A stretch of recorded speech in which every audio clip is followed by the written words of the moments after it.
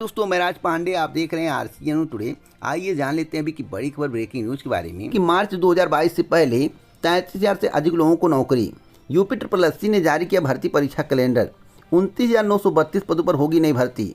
3,768 पदों की पुरानी भर्ती भी होगी पूरी। तो 3,768 जो लिखा हुआ है, इसके संबंध में आपको जानकारी होना जरूरी है। जो 7 भर्तियाँ हैं जो कि लंबित हैं और 70% से ज़्यादा प्रक्रिया पूरी हो चुकी है, उनके पद को ऐड कर लीजिए। और लोअर PCS 2019 को भी पूरा करने के प्रयास में उत्तर प्रदेश अधीनस्थ सेवा चयन आयोग है। तो इन सभी भर्तियों को पूरा करने के बाद जो 8-9 भर्तियां हैं, कुल मिलाकर 3,768 हो जाएंगी, जो कि पुरानी भर्तियां हैं। और मैं आपको बता दूं, जो नई भर्तियां जिसका विज्ञापन 2019 में जारी किया गया लेकिन परीक्षा नहीं हो पाई, वे सभी भर्तियां चुनाव से पहले कंप्लीट नहीं होंगी, जैसा कि मेरे द्वारा बहुत पहले बताया गया था। आज इस बात को स्पष्ट कर दिया गया है, जो मेरे द्वारा आपको पहले बताया गया था वही बात सही है। यहाँ पर देखिए, PET परीक्षा के बाद आने वाली भर्ती के संबंध में जानकारी दी गई है। PET परीक्षा का आयोजन 20 अगस्त 2021 को किया जाएगा। एग्ज़ाम सेंटर की लिस्ट जारी कर दी गई है, जैसा कि मेरे द्वारा आपको पहले ही बता दिया गया है। PET के बाद पहली भर्ती होगी लेखपाल की, जिसका विज्ञापन 7,882 पदों पर जारी होगा। और दूसरी भर्ती होगी स्वास्थ्य विभाग की 9,212 पदों पर। अब इसका विज्ञापन कब तक जारी होगा, आपके जहन में सवाल है। PET का एग्ज़ाम 20 अगस्त 2021 को होगा। परिणाम 20 सितंबर से 6 अक्टूबर के बीच जारी किया जाएगा। उसके बाद नई भर्ती का विज्ञापन जारी होगा। 15 दिन आवेदन प्रक्रिया चलेगी। उसके बाद परीक्षा का आयोजन होगा। तो अक्टूबर के दूसरे पखवाड़े में लेखपाल भर्ती का विज्ञापन जारी किया जाएगा और परीक्षा नवंबर के अंतिम या दिसंबर माह में होगी, जो मुझे जानकारी है।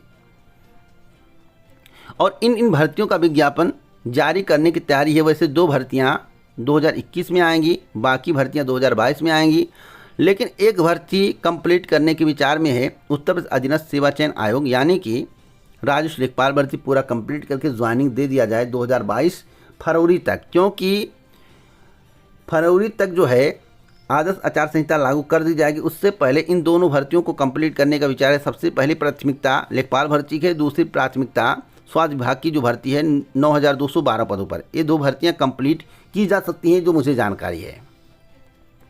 अगली खबर की यूपी में 1 लाख से ज़्यादा लोगों को मानदेय पर रोजगार देने की तैयारी। मेरे तो आपसे बार बार कहा जाता है कि वर्तमान सरकार की नीति है कि परमानेंट नौकरी नहीं देना, कम वेतन में ज़्यादा काम लेना, और वर्तमान सरकार वही कर रही है। यूपी में 1 लाख से ज़्यादा लोगों को मानदेय पर रोजगार देने की तैयारी, यानी कि आउटसोर्सिंग और संविदा पर जमकर भर्तियां की जाएंगी। 22,000 महिला मेट की होगी नियुक्ति। बस चुनाव के मद्देनजर यह सब किया जा रहा है। जैसे चुनाव खत्म होगा, इन सबको निकाल कर फेंक दिया जाएगा, जो मुझे जानकारी है। और 35,000 महिलाएं सामुदायिक शौचालयों का करेंगी रखवाल।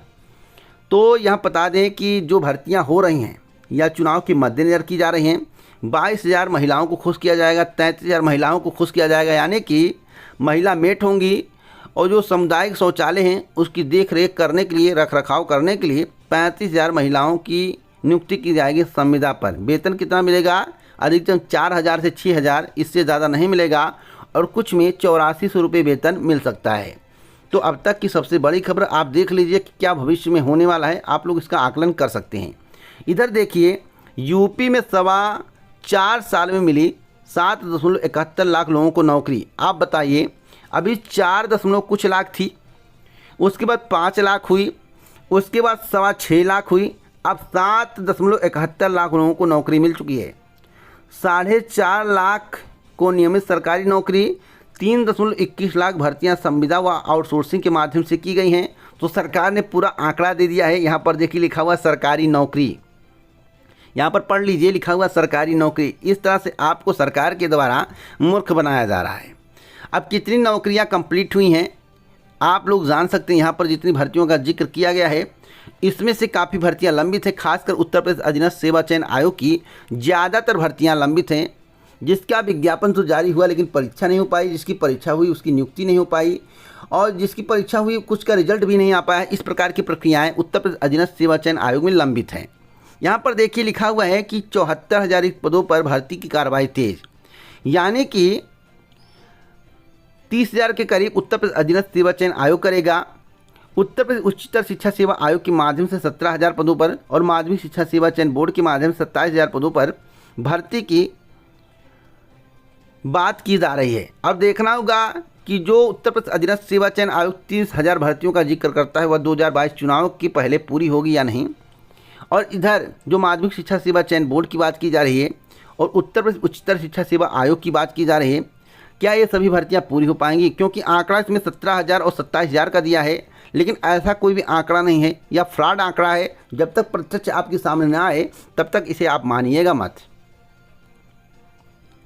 अगली खबर है कि जेवर एयरपोर्ट से पैदा होंगे 5 लाख रोजगार के मौके। मैं आपसे क्यों बार बार कह रहा हूं और आप लोग मेरी बातों को ध्यान से सुनिएगा।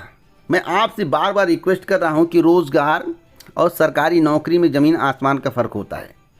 अगर रोज़गार 1 करोड़ दे दिया जाए तो उसका वेतन 2,000, 3,000, 5,000, 8,000, 10,000, 12,000 तक हो सकता है, कुछ में 20-25,000 हो सकता है, लेकिन शुरुआती दौर में आपको 12,000 रुपये से ज़्यादा नहीं मिलेगा। कहीं कहीं 6,000 रुपया दिया जाता है।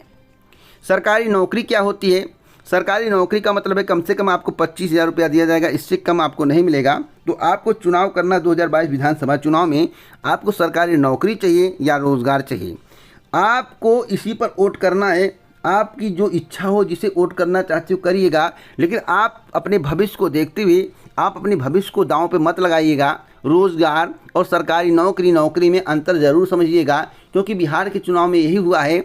19 लाख रोज़गार की बात की गई और 10 लाख सरकारी नौकरी की बात की गई, लेकिन लोग समझ नहीं पाए कि रोज़गार और सरकारी नौकरी में क्या अंतर होता है। तो आपको समझना होगा, क्योंकि उत्तर प्रदेश का चुनाव बहुत ही अहम चुनाव है और 5 साल आपको झेल जाना पड़ेगा अगर आपने रोज़गार और सरकारी नौकरी में अंतर नहीं समझा।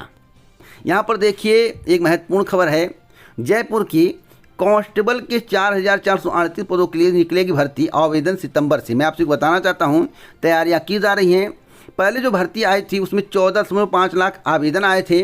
अब की बार जो भर्ती आएगी उसमें कम से कम 15 लाख के करीब आवेदन आने की संभावनाएं हैं। 15 लाख प्लस हो सकता है, उससे कम नहीं होगा।